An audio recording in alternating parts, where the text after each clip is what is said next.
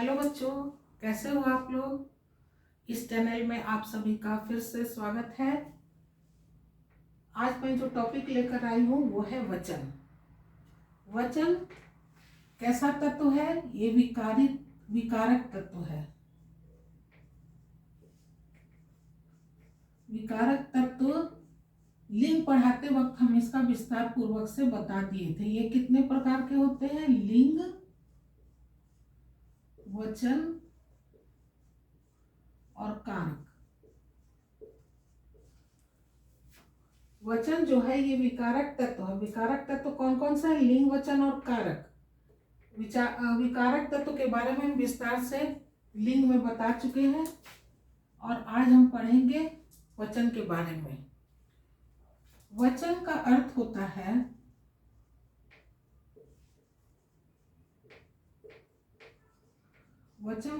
होता है संख्या। यानी कि आज हम लोग संख्या के बारे में जानकारी लेंगे। वचन की परिभाषा क्या हुआ?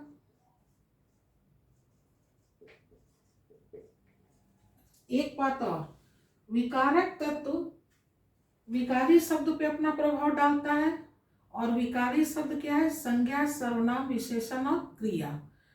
तो ये जब प्रभाव डालता है लिंग, वचन और कारक विकारी तत्व पे, तो इसकी परिभाषा में हम बोल सकते हैं, लिख सकते हैं कि विकारी शब्द के जिस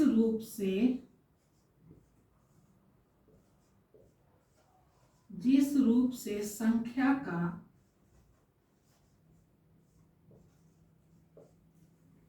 पता चले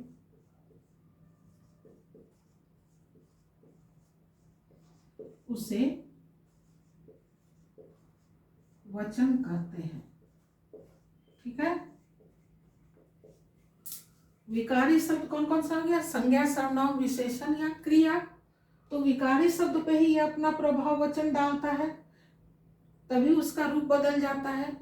तो विकारी शब्द यानी संज्ञा, सर्वनाम, विशेषण और क्रिया के जिस रूप से संख्या का पता चलता है, संज्ञा, सर्वनाम, विशेषण और क्रिया का संख्या का जब पता चलेगा उसे हम वचन कहते हैं। जैसे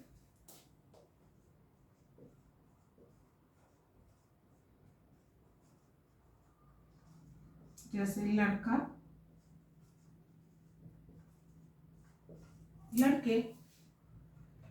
तो ये क्या हो गया? संज्ञा, जातिवाचक संज्ञा हो गया लड़का, लड़के।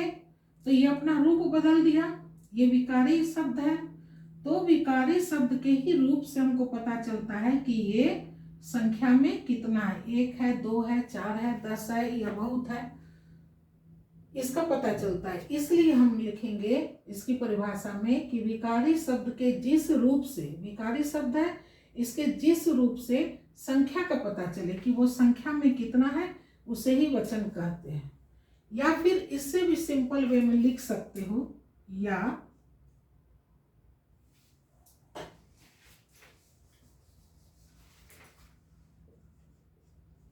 जिस शब्द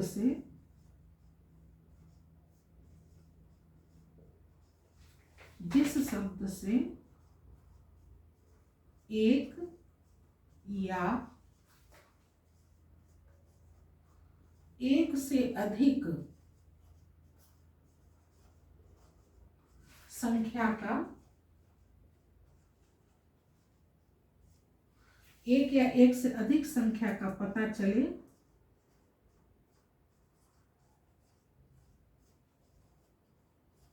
उसे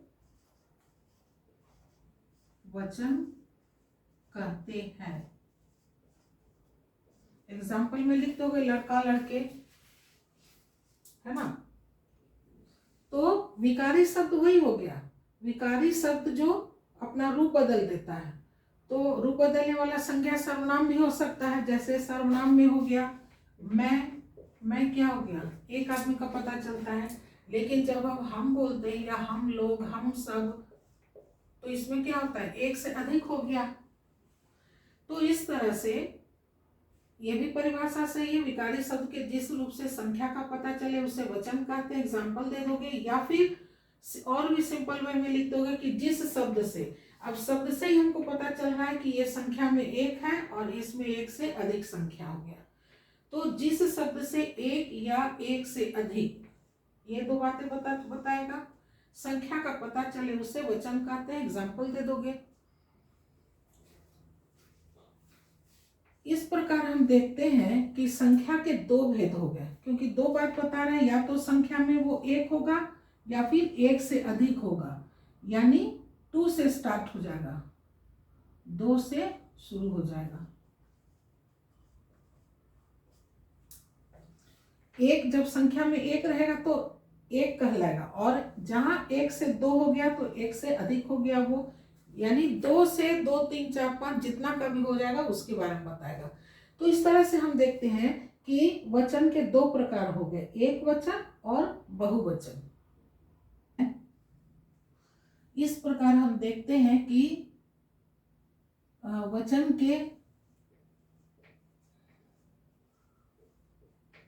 के भेद, इस प्रकार हम देखते हैं कि वचन के दो भेद हो गए। पहला हो गया एक वचन और दूसरा हो गया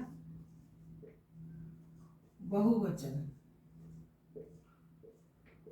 अब एक वचन, वचन यानी संख्या, संख्या में कितना है, एक है, यानी ये एक ही संख्या का बोध कराएगा। और यहाँ क्या हो गया, वचन यानी संख्या और बहुत से बन गया बहु, यानी जब संख्या में एक होगा तो एक वचन, और दो या दो से अधिक,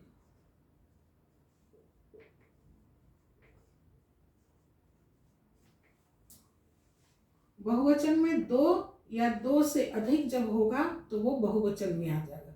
ऐसे एक बात और बता दें कि संस्कृत में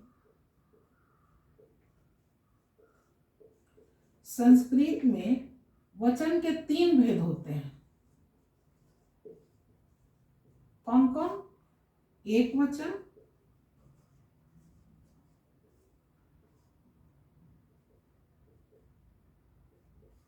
द्विवचन और बहुवचन। मतलब संस्कृत में 3 वचन होता है। वचन यानी संख्या, संख्या में कितना, एक। यहाँ द्विवचन, वचन यानी संख्या, कितना संख्या में, 2। और बहुवचन, बहुवचन हो गया 2 से अधिक।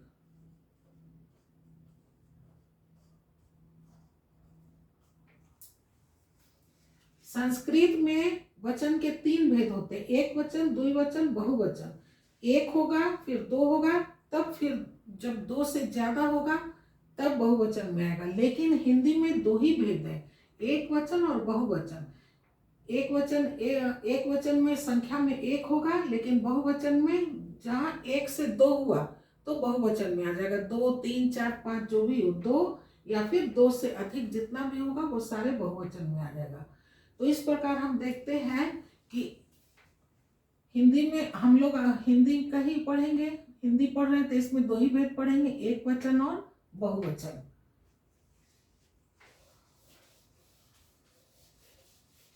एक वचन की परिभाषा क्या होगा।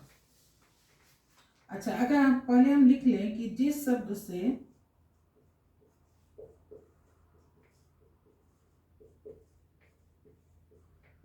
एक या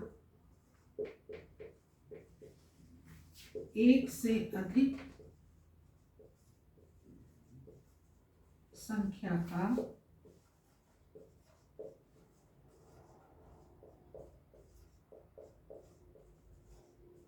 बोध हो उसे वचन कहते हैं। यही है वचन की परिभाषा, कि जिस शब्द से एक या एक से अधिक संख्या का बोध हो उसे वचन कहते हैं। जैसे लड़का, लड़के। तो दो भेद हो गया, एक वचन और बहुवचन। तो जब हम एक वचन का परिभाषा देंगे तो सिर्फ एक ही संख्या का वर्णन करेंगे, और जब बहुवचन की परिभाषा देंगे तो उसमें एक से अधिक के बारे में बताएंगे, एक से अधिक संख्या के बारे में लिखेंगे। यानी एक वचन का परिभाषा हो जाएगा कि जिस शब्द से एक संख्या का बोध हो, इसका वर्णन नहीं करेंगे, संख्या का बोध हो उसे वो एक वचन कहते हैं। जैसे एक वचन लिख देते हैं, जिस शब्द से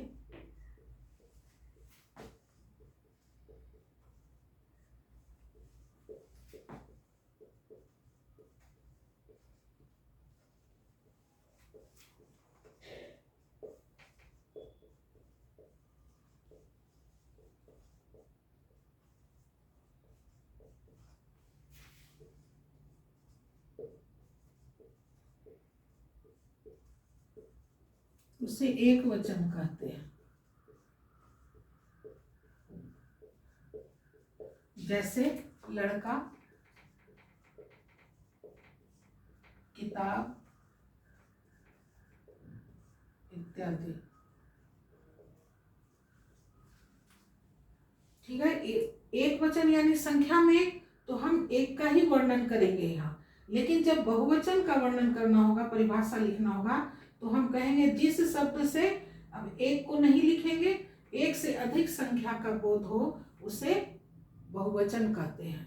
तो जब हम वचन की परिभाषा याद कर लेते हैं, वचन में हमको दोनों के बारे में वर्णन करना होगा, लेकिन जब हमको ये याद हो जाएगा तो ये दोनों का डेफिनेशन याद हो जाएगा। क्यों? क्योंकि इसी में से हम हमारा दोनों का डेफिनेशन बन जाता है।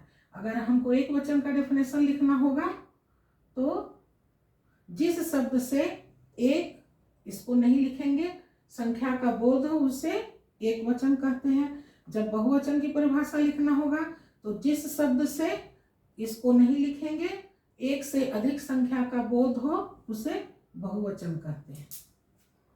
एक का वर्णन करना होगा तो एक वचन, और एक से अधिक संख्या का वर्णन करना होगा तो उसको लिख देंगे, उसे बहुवचन कहते हैं। बहुवचन में जैसे लड़के लिख देंगे, किताब का किताबें लिख देंगे इत्यादि। अगर जो एग्जाम्पल एक वचन में दोगे और उसी का एग्जाम्पल बहुवचन में लिख दोगे तो ये ज्यादा बेहतर होगा। क्लियर हो जाएगा एकदम कि ये एक संख्या का हो गया और ये एक से अधिक संख्या में आ जाएगा लड़के।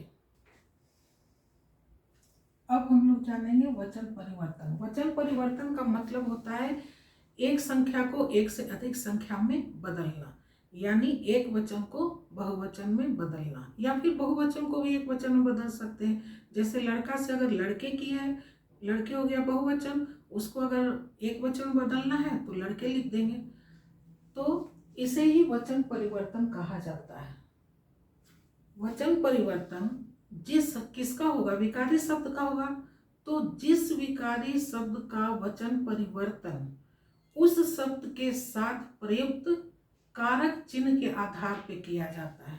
क्या बोले हम? जिस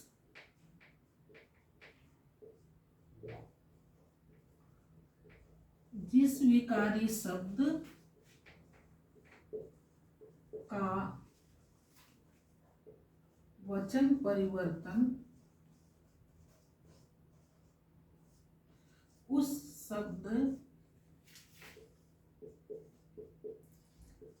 शब्द के साथ प्रयुक्त कारक विभक्ति बोले या चिन्ह बोले के आधार पर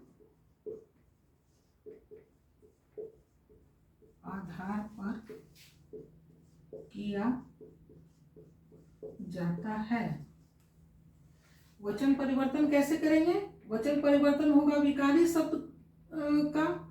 तो विकारी शब्द का जब वचन परिवर्तन करते हैं तो इस विकारी शब्द का, है ना, ये जो लिखे हैं उस शब्द यानी विकारी शब्द, उस शब्द के साथ प्रयुक्त कारक चिन्ह, यानी उस शब्द के साथ अगर कारक चिन्ह जुड़ा रहता है तो उसी के आधार पे किया जा सकता है, क्योंकि वाक्य में कारक का चिन्ह लगा भी होता है और नहीं भी लगा होता है। जैसे एग्जाम्पल है पहला,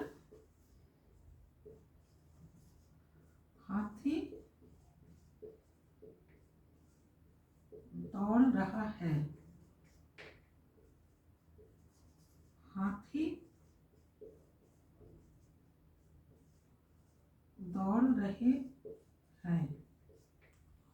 दूसरा एग्जाम्पल, हाथी ने फसल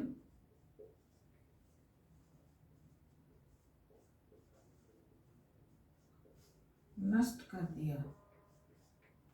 हाथियों ने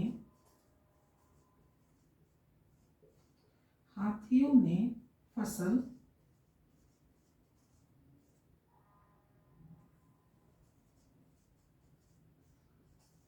नष्ट कर दिया।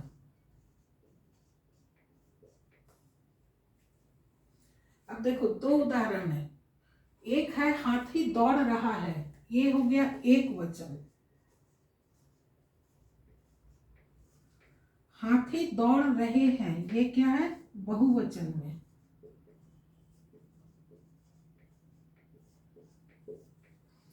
अब कहोगे कि हाथी यहाँ भी है, हाथी यहाँ लिखा हुआ है, तो दोनों तो एक ही वचन हो गया। लेकिन हम यहाँ क्रिया से देखेंगे। क्रिया क्या है, दौड़ना। दौड़ रहे हैं, है में क्या है, बिंदु लगा हुआ है जब एक वचन में होता है तो है लिखाता है, और जब बहुवचन में होता है तो इसमें बिंदी लग जाता है।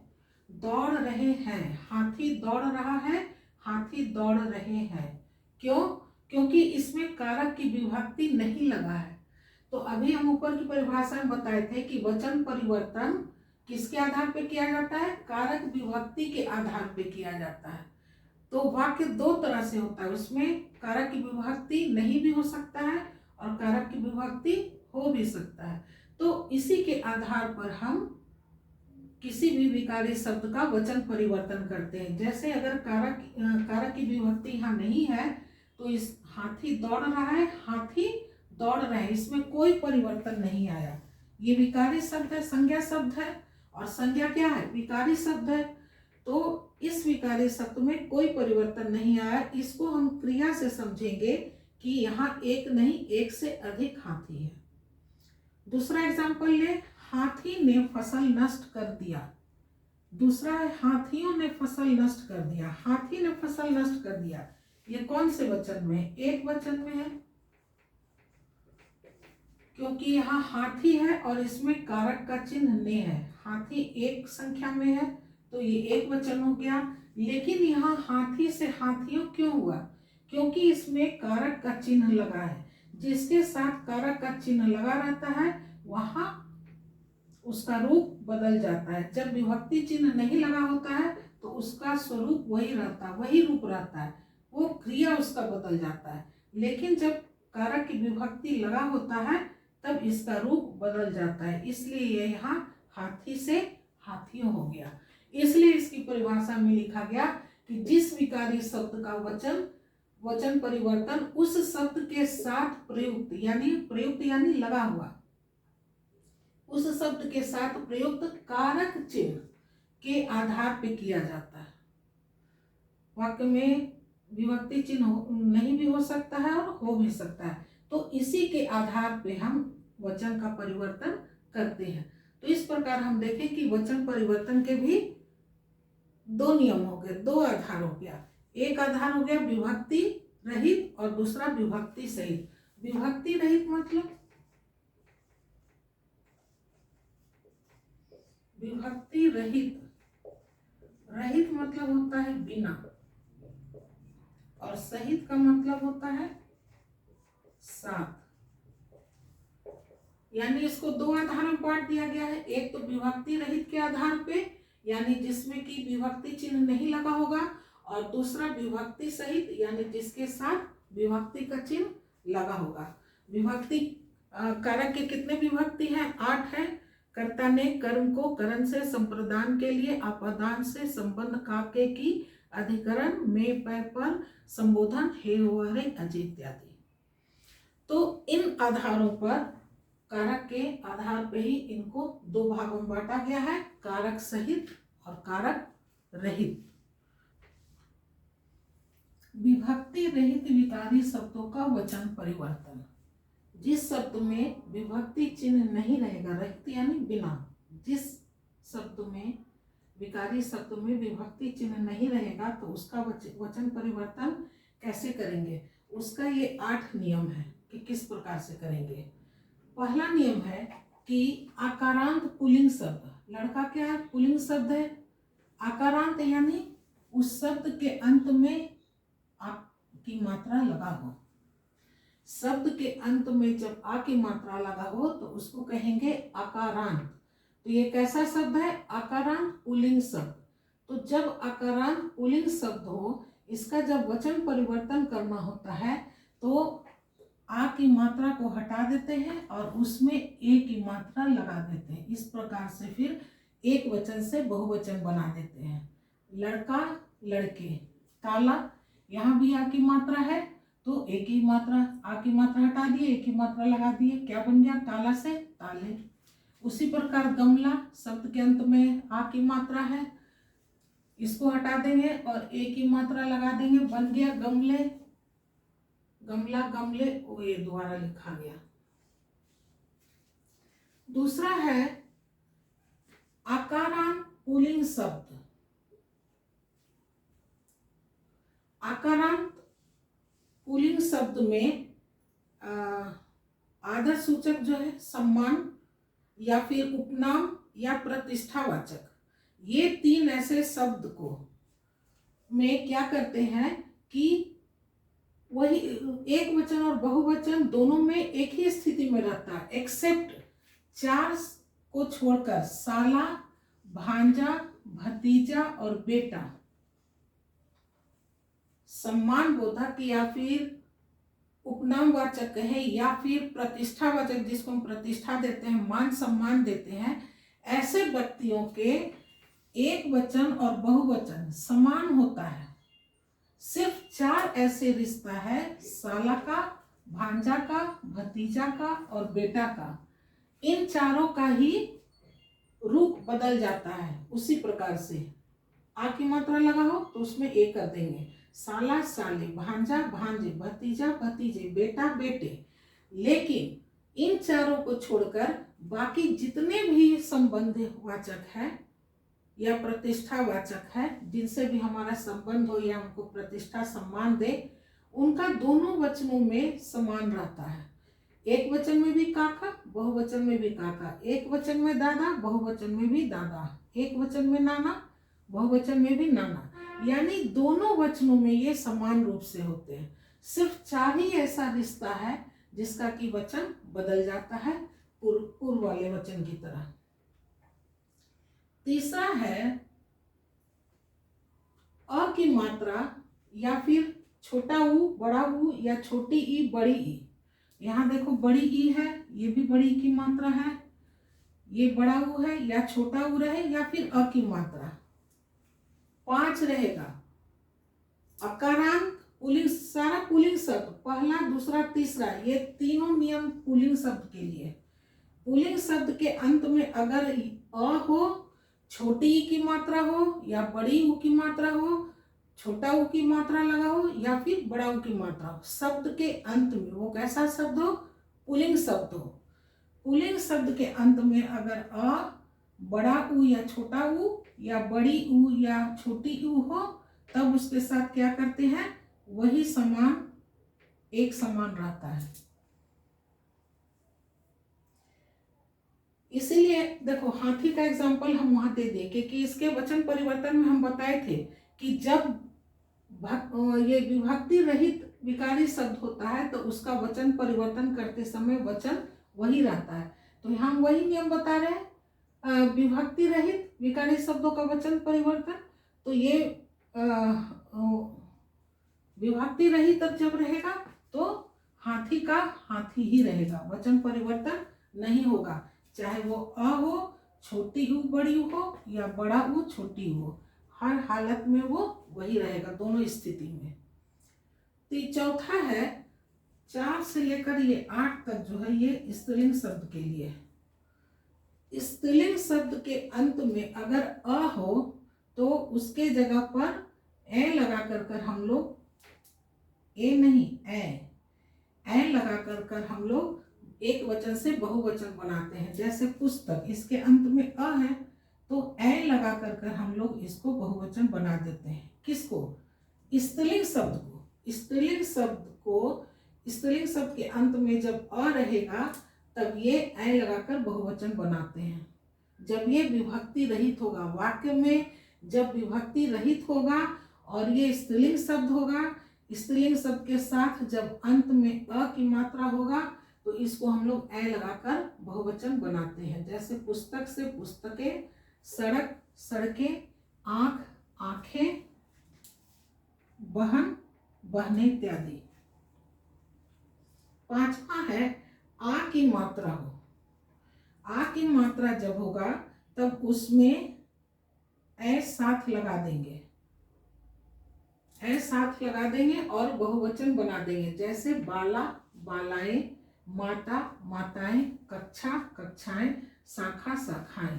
यानी जब स्त्रीलिंग शब्द के अंत में आ की मात्रा हो और वो विभक्ति रहित हो तब हम उसको एक वचन से बहुवचन बनाने के लिए उसके साथ ए लगा देंगे।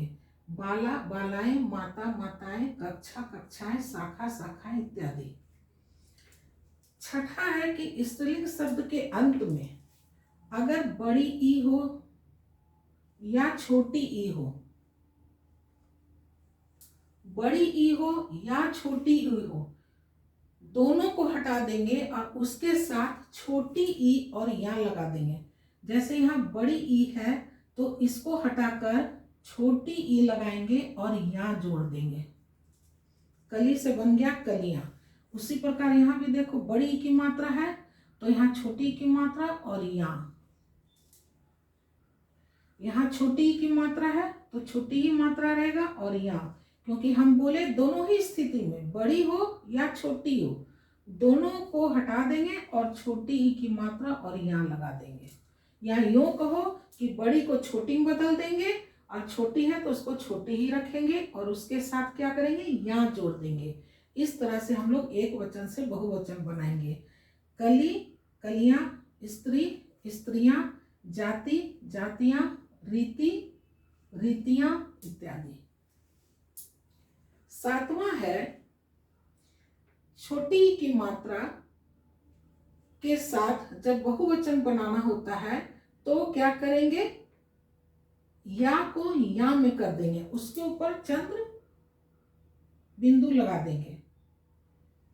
क्या करेंगे, जब स्त्रीलिंग शब्द हो और विभक्ति रहित हो और उस शब्द के अंत में अगर या है तो या के ऊपर क्या करेंगे, चंद्र बिंदु लगा देंगे। सिर्फ चंद्र बिंदु लगाकर हम एक वचन से बहुवचन में बदल देंगे। जैसे चिड़िया चिड़िया, डिबिया डिबिया, कुटिया कुटिया, चूहिया चूहिया इत्यादि। कुछ नहीं करना है। स्त्रीलिंग शब्द अगर है अंत में या लिखा हुआ है तो चंद्र बिंदु लगा देना है। कब, जब ये विभक्ति रहित होगा, यानी इसके साथ विभक्ति नहीं लगा होगा।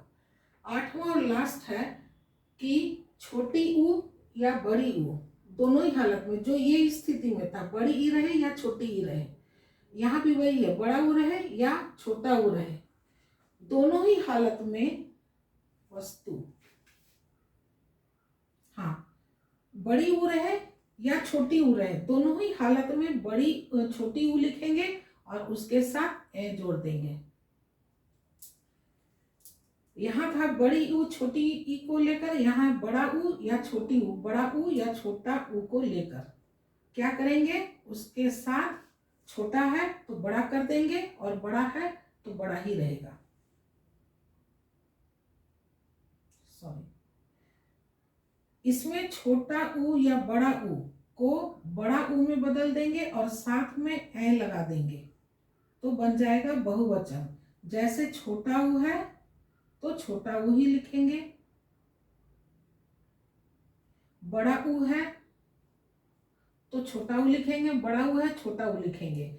यानी कि छोटा या बड़ा कोई भी हो, हर हालत में ये छोटा ऊ ही लिखाएगा और साथ में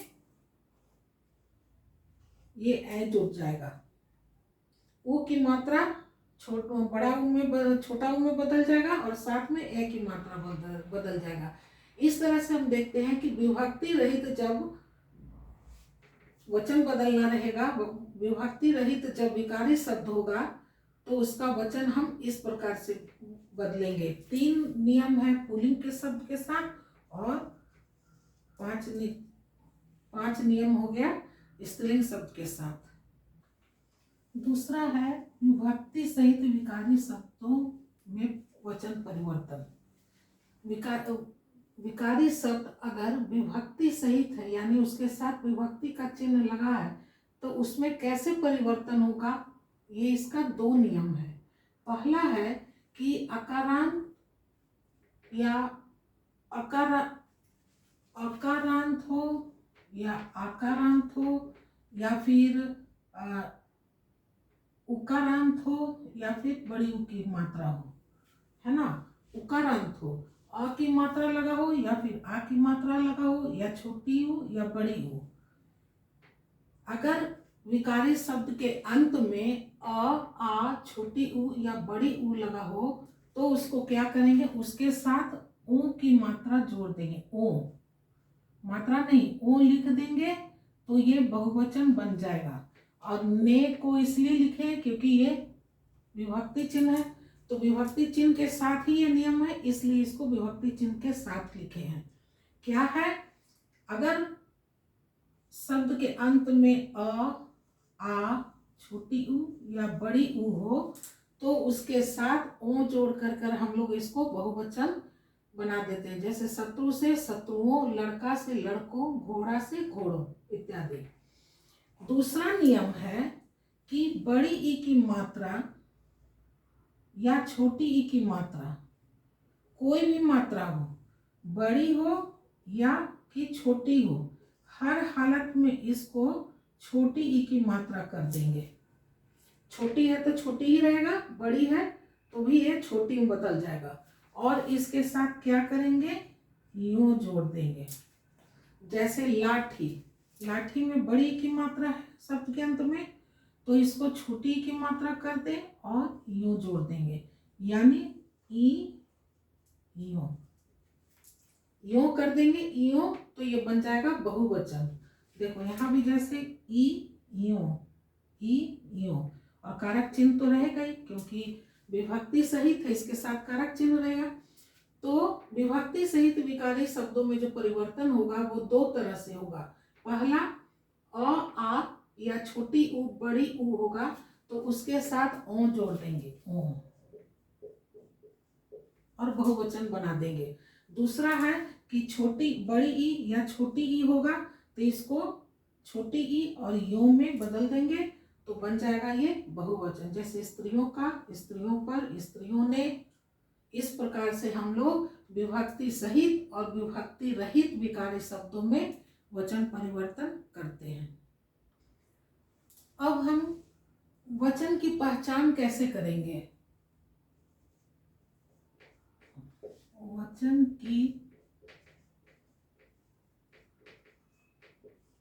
वचन की पहचान हम कैसे करेंगे कि ये जो एक वचन में है या बहुवचन में। इसको पहचानने के 3 नियम हैं। एक तो है संज्ञा से, दूसरा है सर्वनाम से और तीसरा है क्रिया से। पहला है संज्ञा से, दूसरा है सर्वनाम से और तीसरा है क्रिया से। इन 3 बातों से हम पहचानेंगे कि विकारी शब्द एक वचन में है या बहुवचन में। जैसे संज्ञा से ले लें, संज्ञा शब्द से, संज्ञा शब्द में जैसे मान लो लड़का है और ये लड़के, तो इससे हम पहचान जानेंगे कि ये एक वचन में है और ये बहुवचन में, क्योंकि अभी वचन परिवर्तन के नियम बताए जिसमें बताए थे कि आ की मात्रा होगा तो उसके जगह पर ए की मात्रा लगा देंगे तो बहुवचन हो जाएगा। तो संज्ञा शब्द में अगर इस तरह से रहेगा तो हम जान जाएंगे कि ये एक वचन में है या बहुवचन में। लड़का खेल रहा है, लड़के खेल रहे हैं। दूसरा है सर्वनाम से। सर्वनाम से जैसे एक वचन में क्या होता है, मैं, और अगर बहुवचन में रहा तो हम सब, हम लोग, ये सब रहेगा। तू है एक वचन, अगर तुम रहा तो बहुवचन बन गया। और अगर वह लिखा रहा तो एक वचन, और वे लोग, वे सब इत्यादि रहा उन्होंने, तो क्या हो गया, एक से बहुवचन। तो इन सर्वनाम शब्दों से भी हम पहचान जाएंगे कि ये एक वचन में है या बहुवचन में। तीसरा है क्रिया से। अब क्रिया से जैसे पहले के एग्जाम्पल में हम दिए थे कि हाथी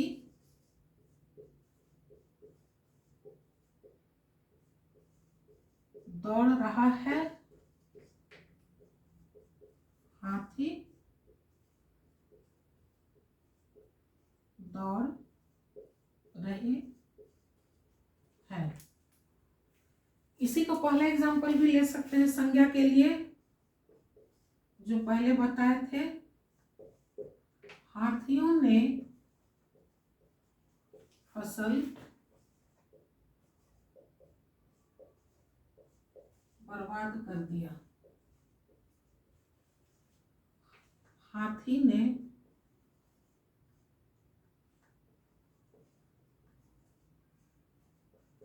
फसल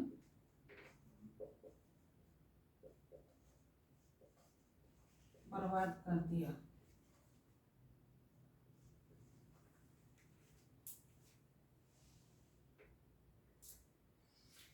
संज्ञा शब्द से कैसे हम पहचानेंगे, अगर एक वचन में है तो लड़का और बहुवचन में है तो लड़के। जो नियम बताए थे उस नियम के तहत देख लेंगे, अगर वैसे है तो पकड़ लेंगे कि एक वचन में है या बहुवचन में। सर्वनाम शब्दों से हम पकड़ लेंगे कि वो एक वचन में है या बहुवचन में।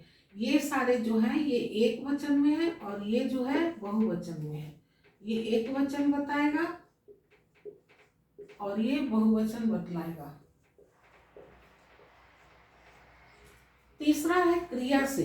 क्रिया से भी हम समझेंगे कि एक वचन में है या बहुवचन में। क्रिया में जब रहा है, दौड़ रहा है अगर है, और तो ये एक वचन हो गया। और अगर दौड़ रहे हैं, है में बिंदु लग गया तो ये बहुवचन है। एक वचन के लिए है और बहुवचन के लिए है। तो जब है लगा हुआ है इसका मतलब है कि ये एक से अधिक हाथी है, ये बहुवचन में हो गया। या फिर ये भी देखो यहाँ पे संज्ञा के लिए हो सकता है, हाथी है और हाथियों बना हुआ है, तो हम इससे भी संज्ञा से जान जाएंगे हाथी, हाथियों, या लड़का, लड़की हो गया तो बहुवचन हो गया।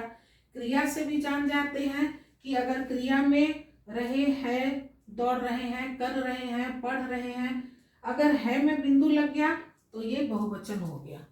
तो इन तीन तरह से हम वचन की पहचान कर लेते हैं कि विकारी शब्द एक वचन में है, यानी कि वो संख्या में एक है या एक से अधिक है, बहुवचन में है। ये तीन नियम से हम पहचान लेंगे। आज के वीडियो में बस इतना ही। वीडियो हमारा कैसा लगा, पसंद आया तो सब्सक्राइब करो, शेयर करो और लाइक करो, कमेंट्स जरूर लिखो, बताओ कि कैसा लगा तुमको ये वीडियो। नेक्स्ट वीडियो में हम बतलाएंगे कि कभी कभी एक वचन जो है वो बहुवचन में भी प्रयोग हो जाता है और कभी कभी बहुवचन शब्द जो है वो एक वचन में भी प्रयोग कर लेते हैं। ये एक बता देंगे और दूसरा एक वचन से बहुवचन के कुछ उदाहरण लिख देंगे। जब कभी जरूरत पड़ेगा तो वीडियो खोल के देख लोगे और कंफर्म कर लोगे कि ये एक वचन है या बहुवचन। आज के वीडियो में बस इतना ही।